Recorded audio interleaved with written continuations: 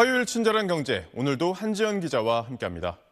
안녕하세요. 안녕하세요. 네, 우리나라 중산층 가구의 여윳돈이 70만 원이 채 되지 않는 걸로 조사됐다고요? 네, 이거 얼마나 줄어든 겁니까? 네, 이 중산층으로 분류되는 소득 상위 40에서 60%의 여윳돈이 65만 8천 원으로 나타났는데요. 네. 1년 전보다 8만 8천 원 내려갔습니다.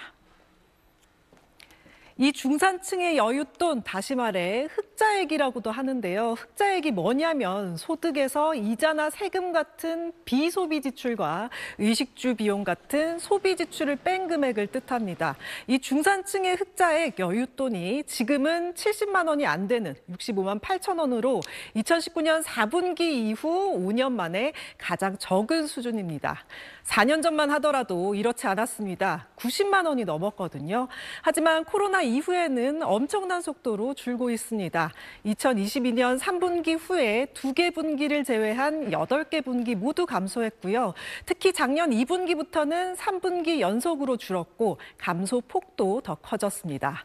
하지만 이 모든 계층에서 다 힘드냐? 그건 아닙니다. 중산층과 최빈층을 빼고는 회복 중입니다.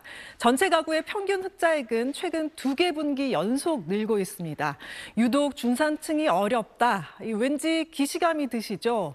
지난주에 친절한 경제에서 중산층만 지갑을 닫는다는 얘기 해드렸는데 그것과 괴를 같이 한다고 볼 수 있겠습니다. 네, 결국 여윳돈이 없으니까 지갑을 닫고 이게 좀 연관된 거 아닌가 싶긴 한데 결국 이 여윳돈이 줄어드는 원인은 뭔가요? 네, 아까 흑자액의 정의를 좀 보면 알 수 있는데요. 네. 보시면 이 통계에서는 소득은 늘어난 걸로 나타납니다. 그렇다면 이 결국 마이너스가 되는 소비 지출과 비소비 지출에서 증가했다는 뜻이 되겠죠. 보건, 교통, 교육비 쪽 소비 지출과 이자, 취등록세 등 비소비 지출이 늘어난 영향이 컸는데요.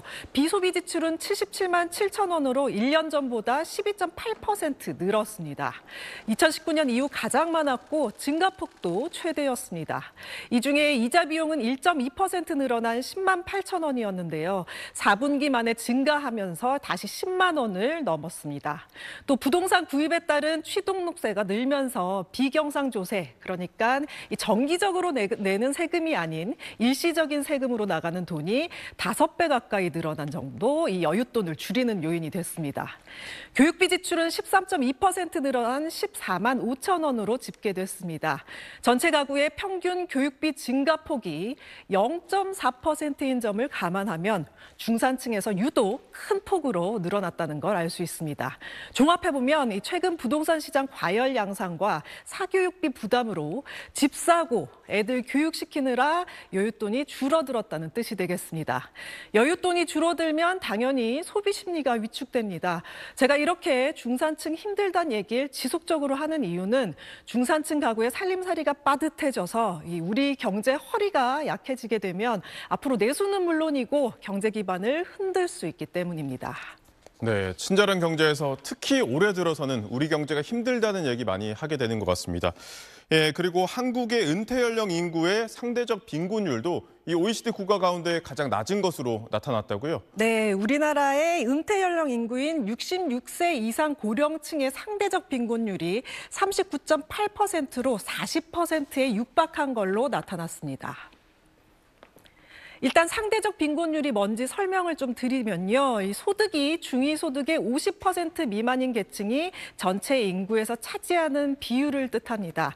예를 들어 한국 인구 전체를 연간 소득 순으로 한 줄로 딱 세웠을 때 중간에 있는 사람의 소득이 4천만 원이라고 하면 그 절반인 2천만 원 미만인 사람의 비율을 뜻합니다.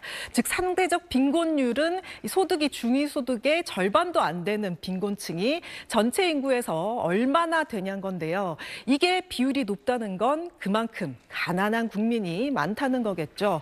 2023년을 기준으로 전체 상대적 빈곤율은 14.9%로 2011년 18.5%부터 계속 하락하다가 현재 정체 상태입니다. 앞서 말한 66세 이상은 이것보다 2배가 더 많은 39.8%로 나와서 OECD 국가 중 가장 높은 수준입니다. 네, 수고하셨습니다.